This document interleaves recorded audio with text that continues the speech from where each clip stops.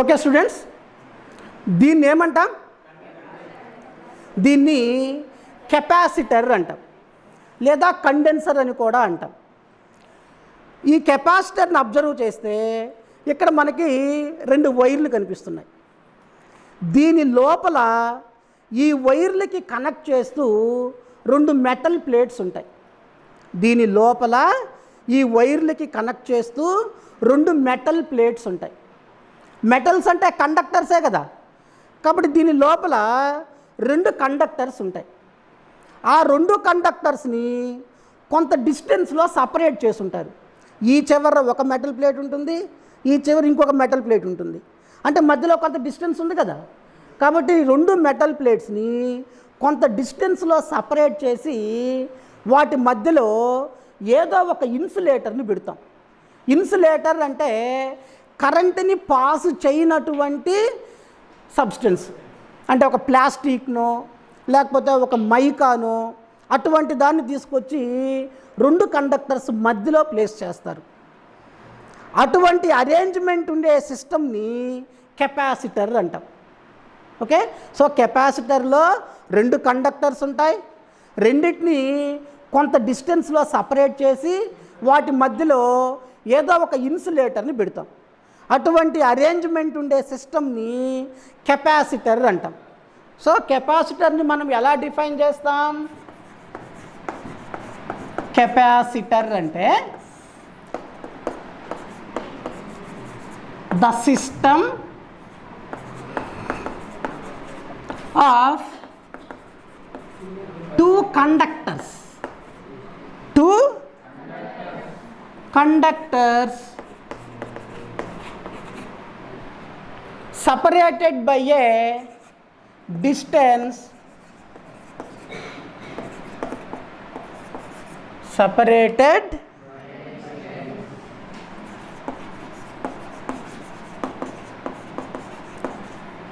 a distance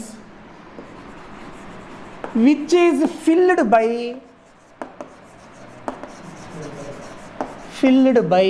an insulator is called capacitor. దాన్ని ఏమంటాం మనం? కెపాసిటర్ అంటాం. సో కెపాసిటర్లో 2 కండక్టర్స్ ఉంటాయి. వాటిని కొంత డిస్టెన్స్లో సపరేట్ చేసి వాటి మధ్యలో ఏదో ఒక ఇన్సులేటర్ని ప్లేస్ చేస్తామన్నమాట. దాన్ని కెపాసిటర్ అంటాం. ప్రతి కెపాసిటర్కి ఎంతో కొంత కెపాసిటెన్స్ ఉంటుంది. ప్రతి కెపాసిటర్కి ఎంతో కొంత కెపాసిటెన్స్ ఉంటుంది. ఇప్పుడు ఆ కెపాసిటెన్స్ అంటే ఏంటో మనం తెలుసుకుంటాం. ఏంటి ఇప్పుడు మనం తెలుసుకునేది? కెపాసిటెన్స్. చూడండి, ఇప్పుడు ఈ కెపాసిటర్ని బ్యాటరీకి కనెక్ట్ చేస్తాను. ఇలా ఉందనుకుందాం కెపాసిటర్. ఇక్కడ ఒక మెటల్ ప్లేట్ ఉంటుంది, ఇక్కడ ఇంకొక మెటల్ ప్లేట్ ఉంటుంది, ఈ మధ్యలో ఏదో ఒక ఇన్సులేటర్ ఉంటుంది. దీన్ని నేను ఒక బ్యాటరీకి కనెక్ట్ చేశాను. ఇప్పుడు ఈ బ్యాటరీ నుంచి ఛార్జెస్ వెళ్ళి ఈ మెటల్ ప్లేట్స్ మీద స్టోర్ అవుతాయి. సపోజ్ ఇవన్నీ పాజిటివ్ ఛార్జెస్ అనుకుందాం, ఇవి నెగిటివ్ ఛార్జెస్ అనుకుందాం. ఛార్జెస్ స్టోర్ అవుతాయి. ఈ బ్యాటరీకి ఎంత పొటెన్షియల్ అయితే ఉంటుందో ఈ 2 ప్లేట్స్ మధ్య కూడా అంతే పొటెన్షియల్ డెవలప్ అవుతుంది. అంటే ప్లేట్స్ మీద ఛార్జీ ఉంటుంది, ప్లేట్స్ మధ్యలో పొటెన్షియల్ డెవలప్ అవుతుంది. ఈ ఛార్జ్ని ఏమంటాం మనం? ఛార్జ్ని ఏమంటామంటే the charge stored on any plate of the capacitor. వీని ఏమంటాం? వీని the electric potential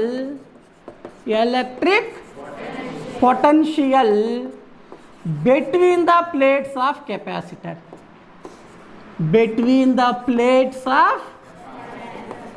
capacitor.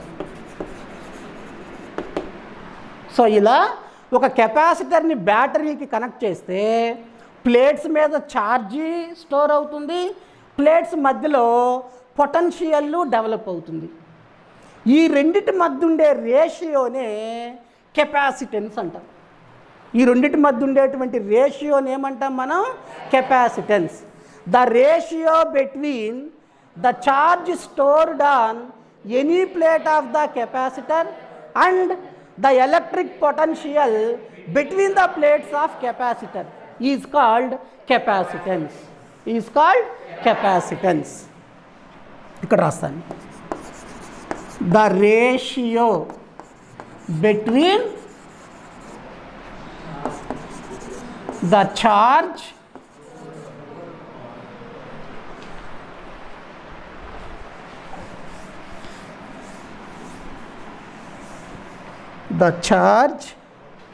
stored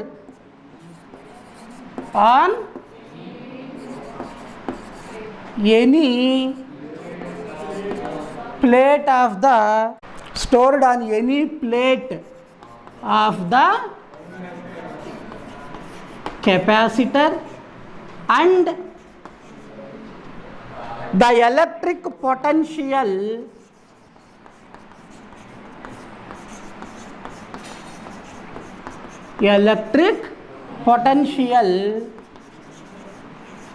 between the plates of the capacitor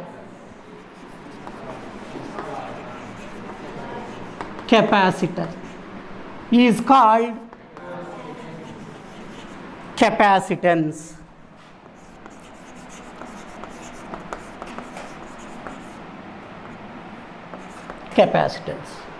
కెపాసిటెన్స్ని సితో రిప్రజెంట్ చేస్తాం.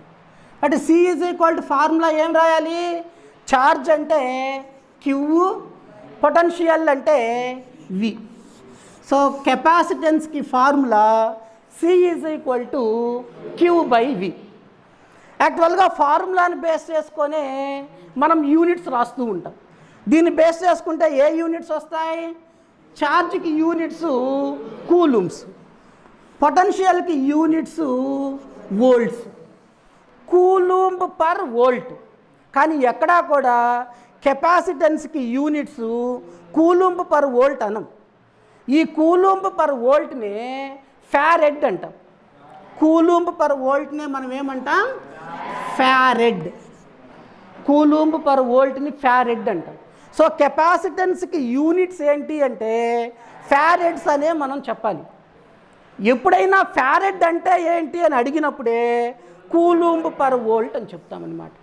సో కెపాసిటెన్స్కి ఎస్ఐ యూనిట్స్ ఫ్యారెడ్స్. కెపాసిటెన్స్కి ఉండేటువంటి రేంజ్ని బట్టి మనం ఎక్కువగా milli farads, micro farads, nano farads, pico farads అని యూస్ చేస్తూ ఉంటాం.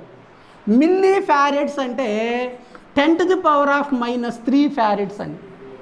మైక్రో ఫ్యారెడ్స్ అంటే 10⁻⁻6 ఫ్యారెడ్స్ అని. నానో ఫ్యారెడ్స్ అంటే 10⁻⁻9 ఫ్యారెడ్స్ అని. అలానే పికో ఫ్యారెడ్స్ అంటే 10⁻⁻12 ఫ్యారెడ్స్ అని. ఈ విధంగా మనం మనకు కావాల్సిన రేంజ్ని బట్టి డిఫరెంట్ కెపాసిటర్స్ని యూస్ చేస్తూ ఉంటాం. ఒక ఎలక్ట్రికల్ సర్క్యూట్లో కెపాసిటర్ని రిప్రజెంట్ చేయడానికి మనం ఈ సింబల్ని యూస్ చేస్తాం. ఇది సింబల్. ఇది positive plate, negative plate. 2 plates ఉంటాయని చెప్పాను కదా. కాబట్టి ఇదొక ప్లేటు, ఇదొక ప్లేటు. 2 కూడా ప్యారలల్ లైన్స్ డ్రా చేయాలి. 2 సేమ్ లెంత్ ఉండాలి. ఈ సింబల్ని యూస్ చేసి మనం కెపాసిటర్ని రిప్రజెంట్ చేస్తాం. ఒక ఎలక్ట్రికల్ సర్క్యూట్లో కెపాసిటర్ ఉంది అని చెప్పడానికి మనం ఈ సింబల్ని యూస్ చేస్తాం అన్నమాట. కెపాసిటర్కి చాలా యూజెస్ ఉన్నాయి. మన రొటీన్ లైఫ్లో చాలా అప్లికేషన్స్ ఉన్నాయి. దాంట్లో మెయిన్ అప్లికేషను కెపాసిటర్ని యూస్ చేసి ఎలక్ట్రికల్ ఎనర్జీని స్టోర్ చేయొచ్చు. ఎలక్ట్రికల్ ఎనర్జీని స్టోర్ చేయడానికి మనం కెపాసిటర్స్ని యూస్ చేస్తాం. రెండో అప్లికేషను ఫ్యాన్లు కానీ టేబుల్ ఫ్యాన్స్, సీలింగ్ ఫ్యాన్స్, గ్రైండర్లు ఉంటాయి కదా, అవి బాగా స్పీడ్గా తిరగడానికి మనం కెపాసిటర్స్ని యూస్ చేస్తూ ఉంటాం. ఇంకా వోల్టేజ్లో వచ్చేటువంటి ఫ్లక్చుయేషన్స్, అప్పుడప్పుడు మన ఇళ్ళల్లోకి వచ్చేటువంటి వోల్టేజీ అప్ అండ్ డౌన్ అవుతూ ఉంటుంది, వాటిని ఫ్లక్చుయేషన్స్ అంటాం. ఆ వోల్టేజ్లో వచ్చే ఫ్లక్చుయేషన్స్ని తగ్గించడానికి కూడా మనం కెపాసిటర్స్ని యూజ్ చేస్తాం. చాలా యూజెస్ ఉన్నాయి, వాటిలో కెపాసిటీకి సంబంధించి ఇవి ఇంపార్టెంట్ యూజెస్ అన్నమాట.